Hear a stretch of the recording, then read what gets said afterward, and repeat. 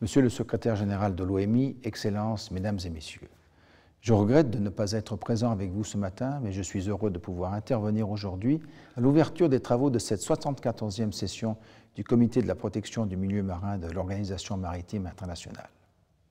Je voudrais saluer personnellement et au nom de la Principauté de Monaco, le secrétaire général de l'OMI, pour l'organisation de cette session et de le féliciter pour le choix des sujets qui y seront abordés. Je suis convaincu que vos travaux contribueront à mettre la préservation de la biodiversité au cœur des activités humaines menées dans le milieu marin. Jadis, la principale menace pour le milieu marin provenait du pétrole rejeté par les navires de transport maritime.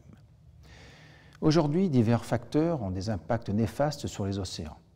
Les plus grandes de ces menaces sont les pollutions, y compris par l'introduction d'espèces nuisibles.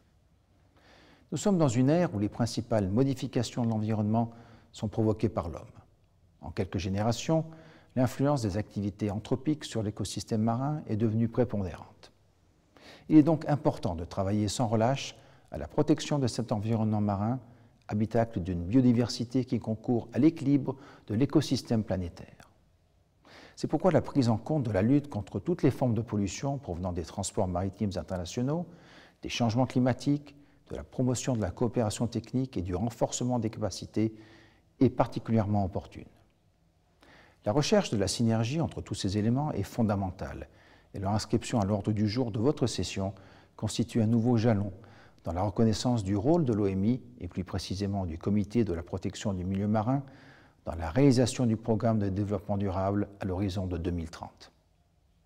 Dans tous ces domaines, Monaco s'investit activement en soutenant des initiatives concrètes ou en facilitant les rencontres entre spécialistes, par exemple par l'accueil de conférences sur son territoire pour faire avancer les sciences et le développement de la coopération internationale. Laissez-moi vous rappeler que les principaux défis auxquels nos sociétés humaines sont aujourd'hui confrontées sont aussi liés au changement climatique et au problème des déchets plastiques rejetés dans le milieu marin. Les effets systémiques de ces phénomènes n'épargnent aucune région de la planète et sont autant de facteurs de bouleversements environnementaux qui exacerbent les déséquilibres de nos océans. L'importance du rôle des océans en matière de régulation du climat, de sécurité alimentaire, de protection de la biodiversité, ainsi que possibilités énergétiques, nous incite à mettre en œuvre une protection efficiente de ces espaces marins fragiles. Si nous n'agissons pas aujourd'hui avec ambition et efficacité pour lutter contre l'impact du changement climatique et des déchets plastiques sur les océans, nous devrons nous préparer à vivre demain sur une planète où il sera bien difficile de réaliser un progrès économique et social durable pour nos populations, tel qu'exprimé au travers des objectifs de développement durable.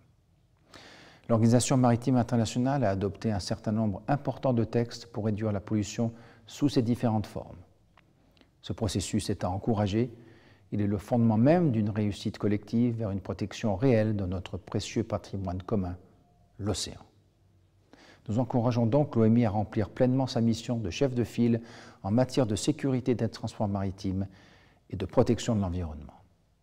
L'OMI doit faire en sorte, par le biais de la coopération technique, que les secteurs des transports maritimes soient sûrs, sans danger, respectueux de l'environnement, efficaces et durables.